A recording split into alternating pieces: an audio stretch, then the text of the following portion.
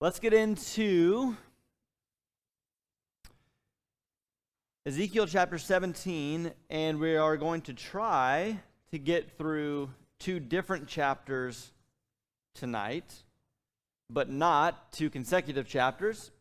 On Sunday, we covered Ezekiel chapter 18, fairly notable, well-known, important chapter in the book of Ezekiel. And tonight, we'll go back to chapter 17, which we hadn't got to yet, and then we will jump over 18 and try to get through 19 as well. And interestingly, I think there is at least the imagery that connects these two chapters, but maybe also some themes that we will tie together between these two chapters as well, Ezekiel 17 and 19. Okay, you're getting two handouts. One is just the normal handout for tonight for class number 17, and the other is a handout that actually you may have received before if you were in our Jeremiah class 2 years ago. And this handout runs through the last 5 kings of Judah, Josiah and his sons. Now, there's also a place on the top of the handout for tonight to fill these in. I realize that's somewhat redundant, and maybe you think that's too elementary to have one handout with all the answers and then the other handout where I'm just asking you to fill it in. Nobody hates anything more than busy work. So if you think that's what this is, then just don't fill it out. Rebel. Don't do the assignment. That's fine. But maybe filling these out and seeing it in a more geometrical fashion will help remember these kings, which is our first of 3 objectives, to recall those last 4 kings of Judah and maybe also recall what happened to them, what their fate was, a little bit about the story. Chapter 17 is going to be a fable, a parable, a riddle about 2 eagles and a vine. And so by the end of class, hopefully you can remember that story, tell that story, and then explain what that story means, what it's all about. And then again, hopefully by the end, after getting through these 2 chapters, we can have a discussion about what this means for us and draw a lesson, at least one, from these final days of Judah and Jerusalem and their political situation and what that means for us and our relationship with God. Okay, so let's talk about the last 5 kings of Judah. Again, this is a review, but it's been a while, and these things are always hard to keep straight. So let's start with Josiah. You see his dates there. And what most important thing to remember about Josiah is that he is the last good king. Some may say he's the best king that Judah ever had, maybe apart from David. But Josiah is definitely the last of the good kings in the southern kingdom.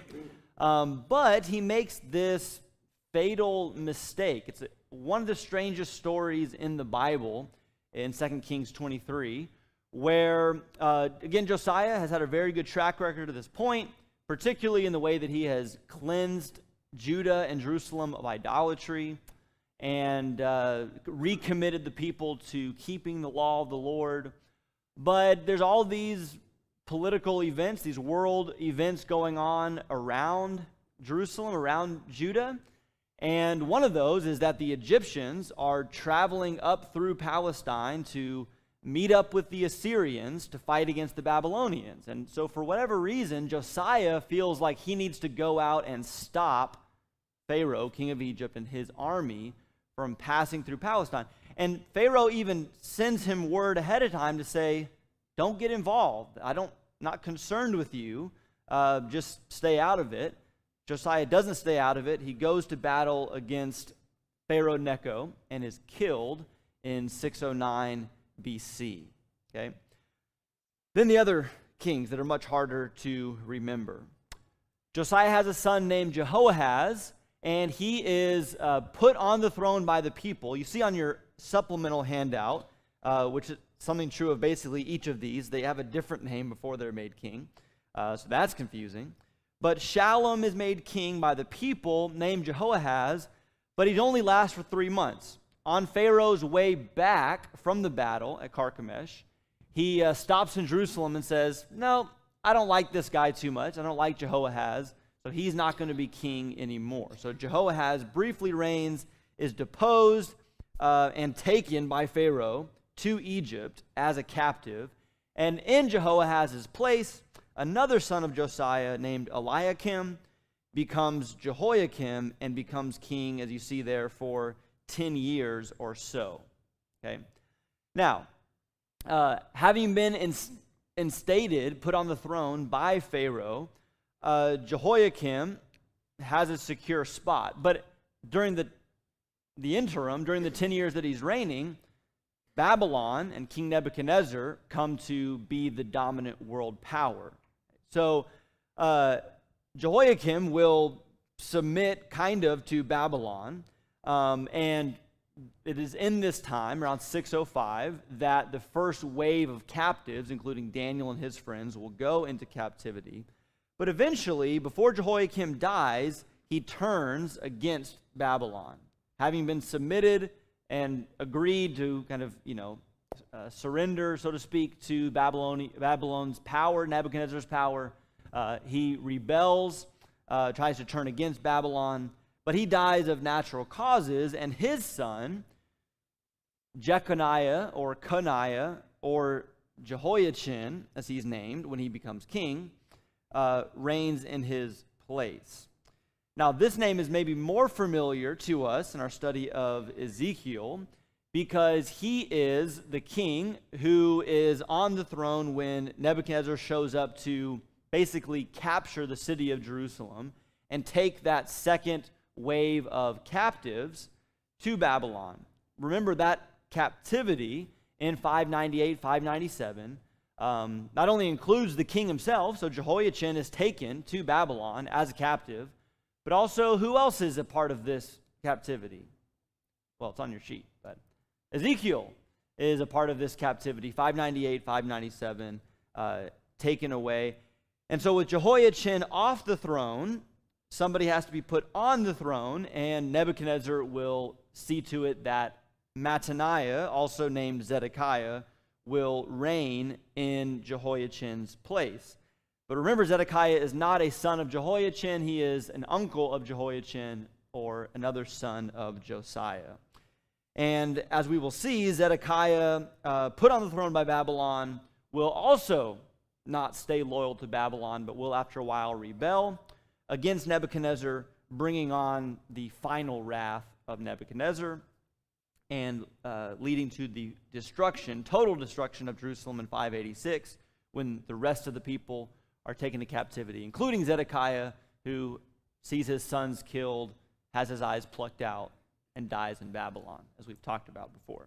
Okay, so a little review of the final days of Jerusalem, of the kings of Judah. Again, you see at the top of that supplemental worksheet, 2 Kings 23 and 24 is where you can go read about all of that, see that in more detail. Okay, any questions? I know this is like the prime discussion topic here. Everyone is just chomping at the bit to know more and to talk more about Jehoiakim, Jehoiachin, Jehoahaz. But any questions? You can clear anything up, anything you're not sure about? Clear as mud. Okay, you'll see in a minute why we're taking the time to go through all this, because it will be relevant to the text of Ezekiel 17 and 19 as well. But let's read Ezekiel 17. Ezekiel 17, your heading probably says that it's a parable. Verse 2 says it's a parable and a riddle. And so similar to other places in the Bible where there are parables told, we're going to read the parable itself, and maybe it will make some sense, maybe it will make zero sense, but there will be an explanation, thankfully, to the parable given after the telling of the parable. So we'll just go ahead and read it all together. All of chapter 17, this parable of the two eagles and the vine. Ezekiel 17 and verse 1. Now the word of the Lord came to me, saying, Son of man, propound a riddle and speak a parable to the house of Israel, saying, Thus says the Lord God, a great eagle with great wings, long pinions, and a full plumage of many colors, came to Lebanon and took away the top of the cedar. He plucked off the topmost of its young twigs and brought it to a land of merchants. He set it in a city of traders. He also took some of the seed of the land and planted it in the fertile soil. He placed it beside abundant waters. He set it like a willow. Then it sprouted and became a low spreading vine, with its branches turned toward him, but its roots remained under it. So it became a vine and yielded shoots and sent out branches. Verse 7, but there was another great eagle with great wings and much plumage. And behold, this vine bent its roots toward him and sent out its branches toward him from the beds where it was planted, that he might water it. It was planted in good soil beside abundant waters, that it might yield branches and bear fruit and become a splendid vine. Say, thus says the Lord God, will it thrive? Will he not pull up its roots and cut off its fruit, so that it withers, so that its sprouting leaves wither? And neither by great strength nor by many people can it be raised from its roots again?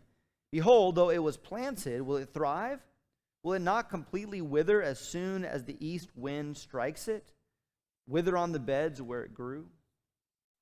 Verse 11, Ezekiel 17. Moreover, the word of the Lord came to me, saying, say now to the rebellious house, do you not know what these things mean? Say, behold, the king of Babylon came to Jerusalem, took its king and princes, and brought them to him in Babylon. He took one of the royal family and made a covenant with him, putting him under oath. He also took away the mighty of the land, that the kingdom might be in subjection, not exalting itself, but keeping his covenant that it might continue. But he rebelled against him by sending envoys to Egypt, that they might give him horses and many troops. Will he succeed? Will he who does such things escape? Can he indeed break the covenant and escape? As I live, declares the Lord God, surely in the country of the king who put him on the throne, whose oath he despised and whose covenant he broke, in Babylon he shall die. Pharaoh with his great army and great company will not help him in the war, when they cast up ramps and build siege walls to cut off many lives. Now he despised the oath by breaking the covenant. And behold, he pledged his allegiance, yet did all these things. He shall not escape. Verse 19, therefore thus says the Lord God, as I live, surely my oath which he despised and my covenant which he broke, I will inflict on his head. I will spread my net over him, and he will be caught in my snare. Then I will bring him to Babylon and enter into judgment with him there, regarding the unfaithful act which he has committed against me. All the choice men and all his troops will fall by the sword, and the survivors will be scattered to every wind, and you will know that I, the Lord, have spoken. Verse 22, thus says the Lord God, I will also take a sprig from the lofty top of the cedar and set it out. I will pluck from the topmost of its young twigs a tender one, and I will plant it on a high and lofty mountain.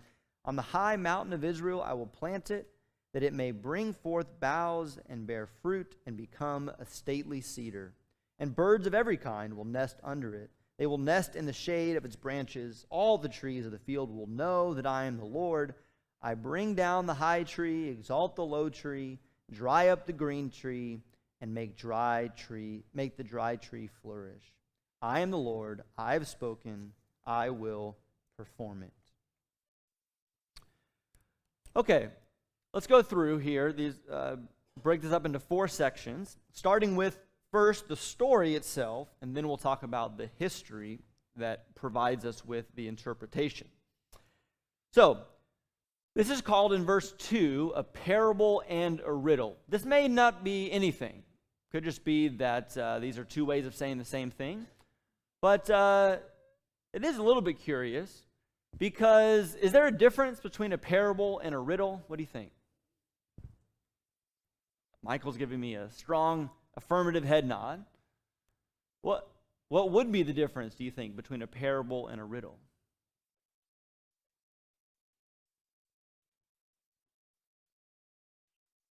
You don't think there's a difference? So a parable will teach a lesson, right? And in some ways, we might say that the parable is intended to highlight the lesson, right? Maybe make it more clear. What about a riddle? What? Doesn't have to. What's kind of the point of a riddle?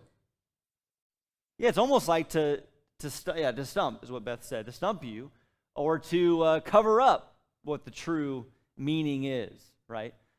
So, obligatory, not Lord of the Rings, but Hobbit reference, right? Bilbo's riddle to Gollum, the whole point of that is to not allow Gollum to know what the answer is, okay?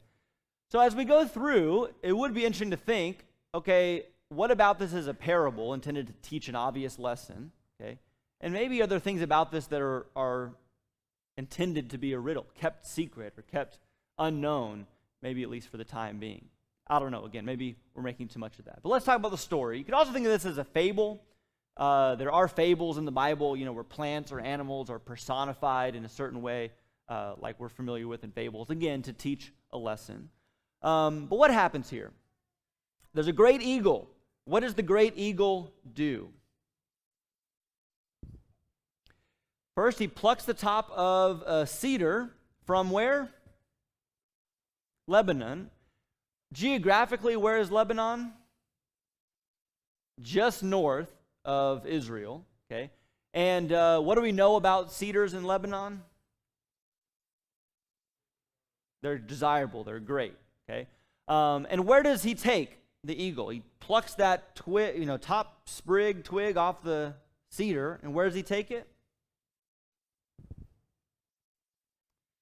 City of merchants, so we can come back to that, but the land of merchants, and then he does something else.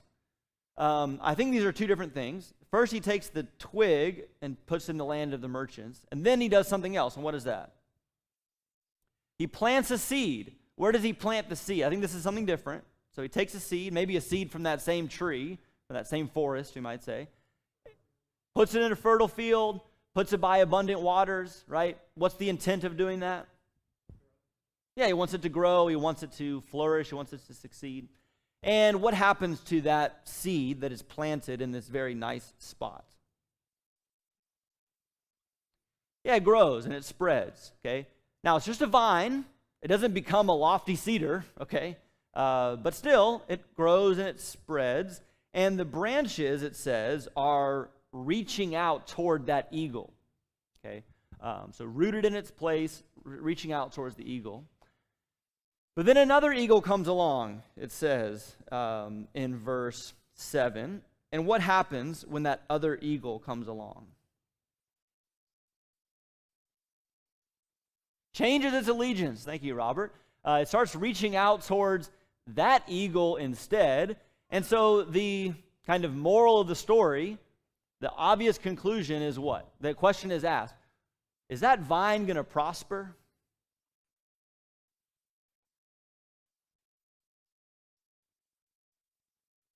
No. Okay. A little bit concerned there. Okay. The conclusion given is no, it will not prosper. Instead, it will be uprooted. It will be cut off, and it will wither completely. Now, I don't know. I ask you what you think. This disloyal vine reaching out to the other eagle, eagle number 2, we might say. It says in verse 9, will he not pull up its roots, cut off its fruits so that it withers? Who do you think the he is? Who's uprooting the vine? Is it eagle number 1 uprooting the vine in basically vengeance?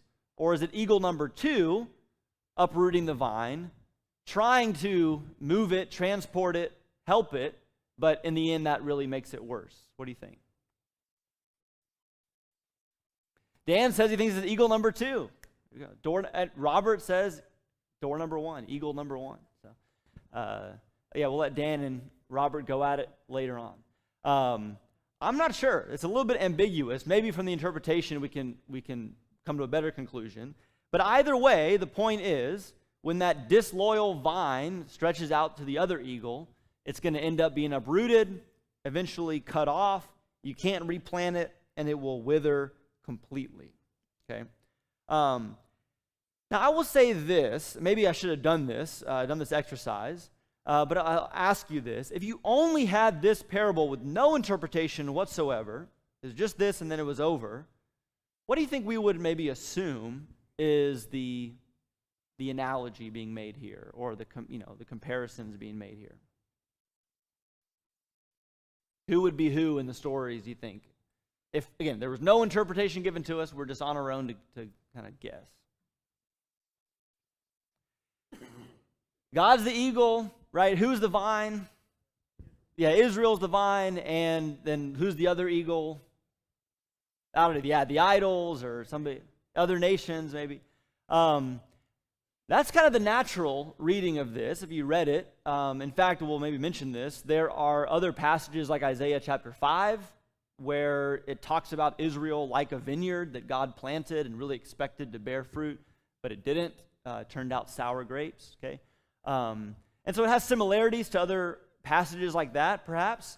But as it happens, we get to verse 11, and that's actually not the interpretation given, at least at first.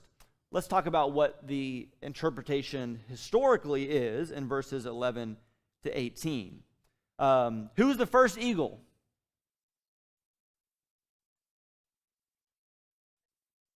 Babylon, Robert said. I thought I heard him from here. Okay. And so this is why we went over this history here. It says that the king of Babylon came to Jerusalem and took its kings and its princes, verse 12, and brought them to Babylon. Do you remember? You can look back at your handout. It's okay. Which king in Jerusalem was taken by the king of Babylon to Babylon? Jehoiachin. Okay. The one right there in the middle under Josiah on your chart. Okay. By the way, we talked about the land of merchants. In the infamous Ezekiel 16, verse 29, it talks about, Israel or Jerusalem playing the harlot with these other nations, and it talks about the land of merchants, that is Chaldea. Chaldea is the same as Babylonia, right, where Babylon is. And so we know from the fable that that's where that is. And so the eagle that takes the sprig to Babylon is a picture of Jehoiachin being uprooted out of Jerusalem and taken to Babylonia. Okay? And then it talks about, in verse 13, the king of Babylon taking one of the royal family and making a covenant with him, putting him under oath. And remember, who was the one of the royal family that the king of Babylon made this agreement with after he's deposed Jehoiachin? By the way, I think I told you wrong. Jehoiachin on your chart should be like 2 down from Josiah. Sorry, Kim. She's looking at me like, I knew you were wrong. I just knew it. Didn't want to say anything. So, Jehoiachin, and then who's put on the throne by the king of Babylon? Zedekiah. Okay, that's the seed that's planted and placed in Jerusalem. Now, we can fill in now that we know the historical figures. We can fill in a little bit from the parable. Remember that the parable said that the eagle planted this seed by fertile field and abundant waters. How would that translate to the situation between the king of Babylon, Nebuchadnezzar, and Zedekiah?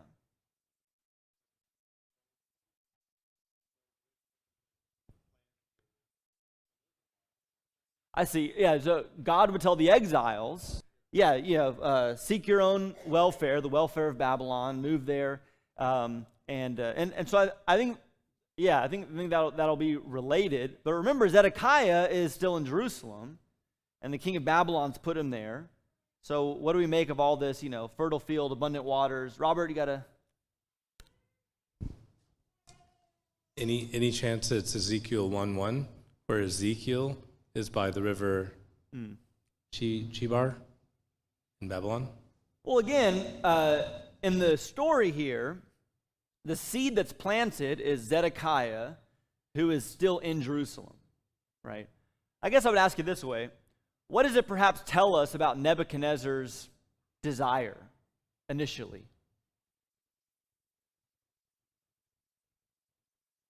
What'd you say, Robert?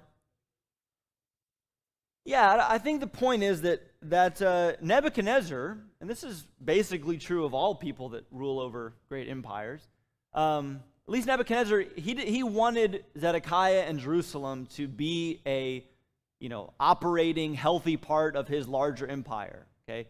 Nebuchadnezzar wasn't into just on a whim going in and destroying cities just for the fun of it, okay? There was a sense of, we have an agreement here, okay? You're serving as king in Jerusalem. There's no mistake who's in charge here, but you do your thing, and I hope it all works out, and you flourish as a, outlying region of the larger Babylonian empire. Does that make sense? Okay, that's perhaps what Nebuchadnezzar wants, but again, you following the parable and going off of the interpretation given in verse 15, what does Zedekiah do instead?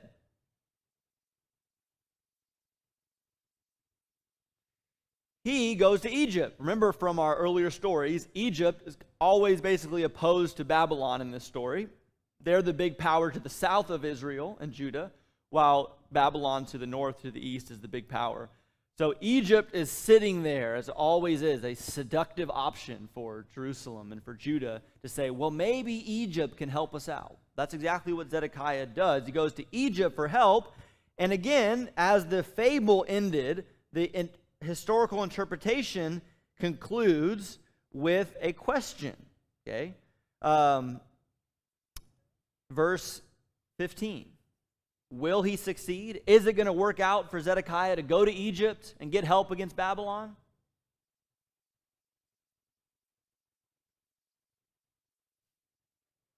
No. Okay, there we go. Almost got concerned again. He will die in Babylon. He'll be removed. It's not going to work out. Pharaoh won't be able to help because, verse 18, he despised the oath by breaking the covenant, told Nebuchadnezzar, yeah, I'll serve you. Yeah, this can work out great. But in the end, he rebels, tries to make an alliance with Egypt, and it won't work out well for him. Okay, questions up to this point? Patty? The second eagle is Egypt. Yes, thank you for asking that. Eagle number 2 is Egypt. So eagle number 1, Babylon. The vine is maybe very specifically Zedekiah. Maybe more generally, it's just Jerusalem. Okay, the people in Jerusalem. Jerusalem is planted, more or less, by Babylon.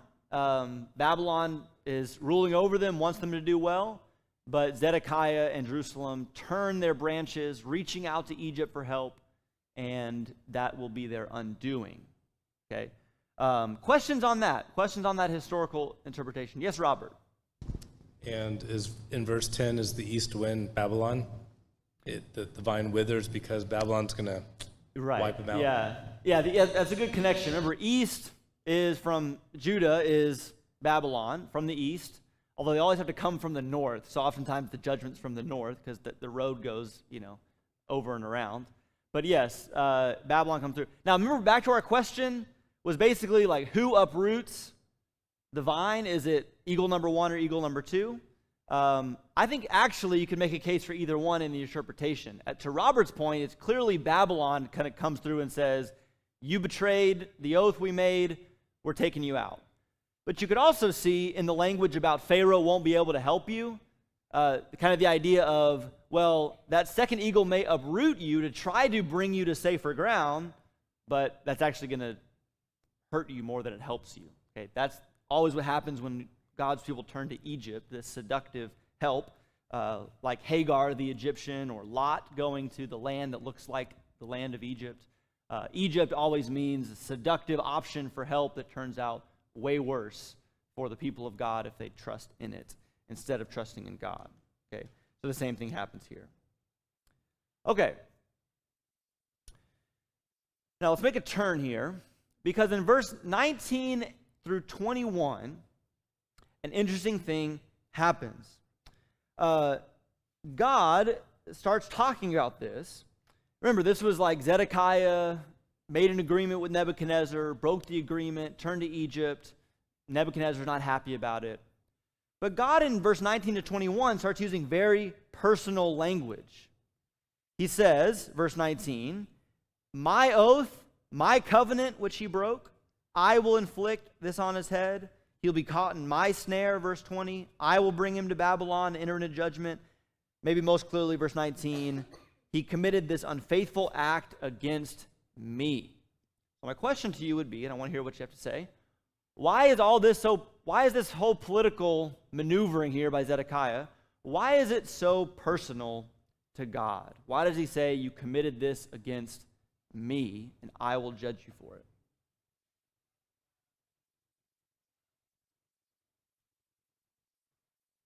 So Dan says it's because what Zedekiah is doing is not relying on God, but relying on Egypt for help. Thank you, Dan. Other ideas? I think there are probably multiple answers here. Why does God take it so personally? Michael? Maybe it has something to do with, well, Jeremiah told him what was going to happen, and like he was still like trying to like make it not happen. It's like, and totally going about it the wrong way, as Dan was saying, instead of turning to God, he's turning to Egypt. So not only is it not trusting in God, it's not listening to the very words of God's prophets who kept telling them, don't do this. This is what's going to happen. Just submit to God's will. Thank you, Michael. Ian, you're gearing up to... I was just going to say, they're breaking a lot of fundamental covenants God made with them and things God told them not to do here, and just slapping them in the face. God is going to provide to them in every way, and they're leaning on themselves and the relationships that they formulate with other superpowers to make themselves better instead of trusting God to do that. Thank you, Ian. Breaking fundamental covenants is what Ian says. And Robert, maybe one more thought on this? I think it's exactly the same corollaries you see in 1 Samuel 8 when Samuel's crying out to God, why are these people demanding a king and they rejecting me as a judge? And God's like, they didn't reject you, they rejected me. So great connection, I think, to 1 Samuel 8, because it shows us that, so remember, that's the very beginning. That's the alpha of the monarchy in Israel, Saul, and the asking for a king and Saul. Now we're at the Omega. We're at Zedekiah, the final king, being displaced. And what that connection shows us is that literally from beginning to end, they were trusting in the wrong thing. They thought if we have a king, then we'll be okay because we'll be like all the other nations. We'll have a big, strong guy like Saul, And then even still here at the end, they're trusting in political alliances. They're trusting in the monarchy, right, to bail them out, as opposed to, in both Samuel and Ezekiel, Jeremiah at the end, trusting in God to be their king, to rule over them and to submit to his will. Okay, so I think it's all there. Okay, so here's what I would say. These are the three levels I would give you. On one hand, there's maybe just a principle about sin here, right? You could probably call to mind other Bible passages, right, where like Joseph is asked to commit adultery with Potiphar's wife, and he says, I can't do this thing and sin against God, right? All sin is sin against God. So in here, this breaking of an oath, lying, deceit, betrayal, all betrayal is a betrayal against God. On another level, I gave you a reference here to 2 Chronicles 36. In the account of the treaty that Zedekiah made with Nebuchadnezzar, it says that Zedekiah swore, means took an oath, by God, right? So he swore, Jehovah, hold me accountable to this oath, right? And we know how God feels about, the seriousness of oaths, especially when he's the collateral, so to speak. So that heightens the sense of the breaking of the oath here. But I think as the comments have done an excellent job of pointing out, there really is something deeper going on here. And maybe you noticed some of the connections, and maybe all along, even as we were given the historical interpretation of the parable, you were still a little bit uneasy, thinking, but yeah, there seems to be something more going on here. Okay. So for instance, we've already talked about the connection to Isaiah 5, other passages where Israel is the vine and God is the one who wants them to flourish. Maybe you picked up on Ezekiel 17, verse 12, say now to this rebellious house. Okay? Remember that from Ezekiel chapter 2, how many times God said over and over again, they're a rebellious house? And he meant rebellious against whom? Against him. against God. Okay? And maybe, as I was trying my best to convince you that Nebuchadnezzar was just this loving, caring, benevolent king who wanted the best for his people, even in the way the parable's told, we might think, this still just doesn't quite fit. Yeah, I do think Nebuchadnezzar didn't want to destroy Jerusalem. He wanted generally things to work out well. But the language seems to go beyond that to say they're planted by a fertile field, abundant waters. I do think this is in a larger sense, it is a picture of God wanting his people to submit and to trust in him to take care of them, but they don't. They have betrayed him, they have rebelled against him, and trusted in themselves and in alliances. And so this particular situation, maybe this is the main point here, this particular circumstance of betraying Nebuchadnezzar and going to Egypt is just, what's the word I'm looking for? A microcosm. It's one example of a much greater thing that they're always doing, which is rejecting, rebelling against God's care and provision to turn to other things to trust in. Does that make sense? And in some ways, that is confirmed by the conclusion of the chapter. Because the conclusion of the chapter says that there will be another sprig taken from the tree, and it will be planted, and it's going to flourish, and it's going to be a big tree, and all the birds of the earth will come and... What's that talking about? The last 3 verses of the chapter. What's that a picture of?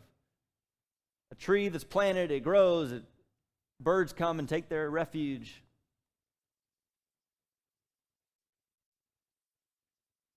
The air is on, that's why I can't hear what you're saying.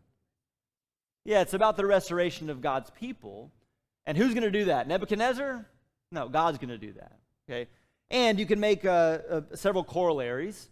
But Isaiah 11 talks about the stem from the root of Jesse. Okay, is going to sprout forth as the descendant of David comes to. So same tree. Think about it that way. Same tree here. That Jehoiachin came from, that Zedekiah came from, same tree as Josiah, but it's going to be a sprig from that same tree, from the root of Jesse, and planted to be placed on a high mountain. Robert did this for you, Isaiah chapter 2, the mountain that's highest above all the other mountains of the earth, Zion, this this new kingdom in the Messiah, and even the language of a tree that provides refuge to birds. This is the nations of the earth, the peoples of the earth finding refuge in God's kingdom. Oaks of righteousness from Isaiah 61 verse 3 when the Messiah comes. All of this is pointing to something greater. So that's the ultimate hope for God's people. And notice the ultimate hope for God's people is not in some kind of more advantageous political alliance. Their hope is not in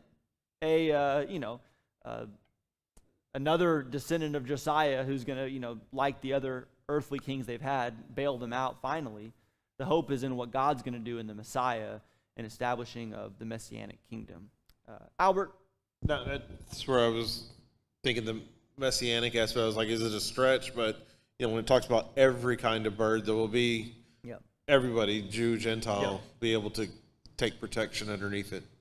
Yeah, and I should have written it down, but you may remember that Jesus tells the parable of the mustard seed, keep this passage in mind when we read the parable of the mustard seed, because the mustard seed grows into a big tree, and Jesus says, provides shade and it provides a nest for birds, to come and make their home and everything.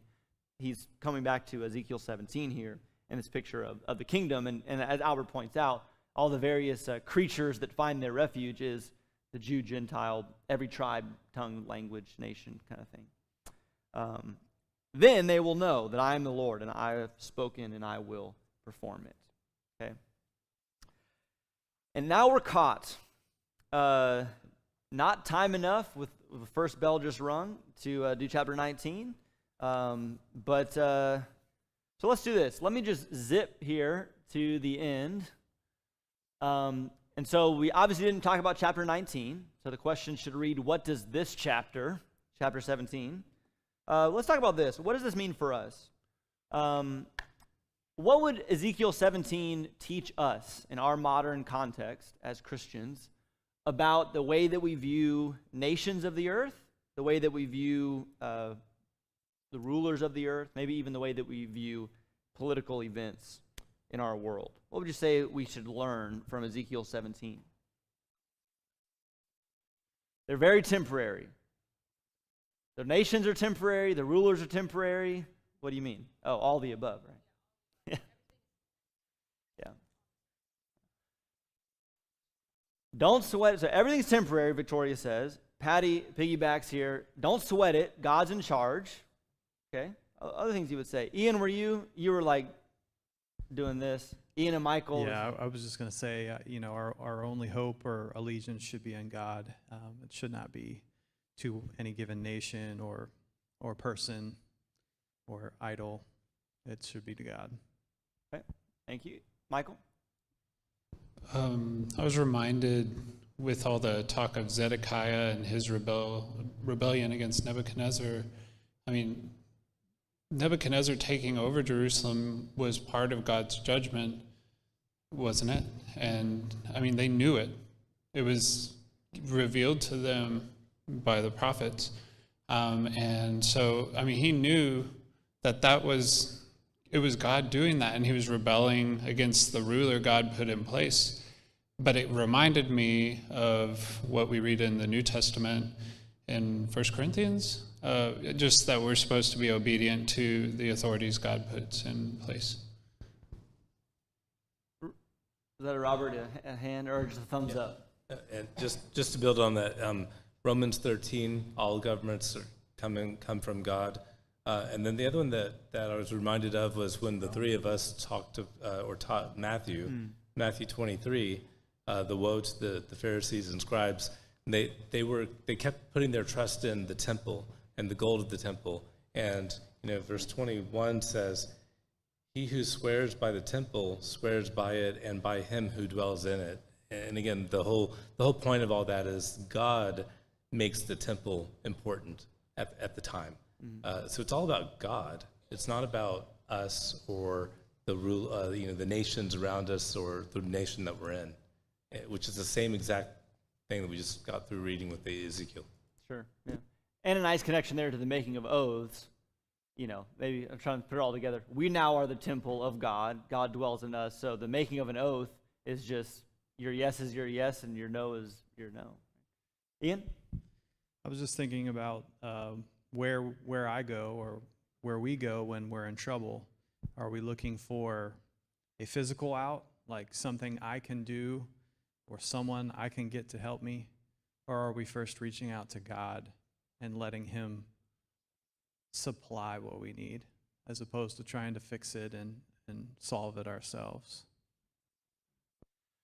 A lot of good stuff here. And in my mind, one common thread here that I hear everybody saying is that, how to say this exactly, we have a tendency to first, I think, separate the kind of events of our physical life and even political events, separate that from God's, the kind of realm that God's a part of. And so on one hand, what we're saying is that then when we do that, we want to trust in the external thing. We want to trust in, as Ian said, our efforts, something that there's got to be a way for me to manipulate the situation to change it for my good. Or we trust in the things that we can see, like nations. Okay, well, we're the United States of America. We'll do X, Y, Z. We'll figure it out. Or if only my people that I like could be in charge and be in office, we could all vote all the right people in, then we'll fix all the problems. So you see, it's this trust in the externals, trust in nations or people or ourselves. Okay? But the point is we trust in God and what he's doing, and we don't separate the two. So anything in the world of politics is not somehow separate from our responsibility to God. Anything we do in business, when we make agreements or contracts, is not somehow separate. We can say, oh, well, it's just business, so I can go back on my word. Or it's just politics, so I can, this person's fine for breaking their word or doing X, Y, Z. No, God, if God's in control of all of it, then not only do we trust in him, but we stay loyal and faithful to him regardless of the context, regardless of the situation. Because we've said, all these other things are temporary, but our covenant with the Lord is forever. So, okay. Well, you can go back and read chapter 19 and maybe even use the worksheet to try to figure it out for yourself. I don't know how much time we'll spend on chapter 19 on Sunday, but we'll go forward, 19, 20, and beyond. Thank you, guys.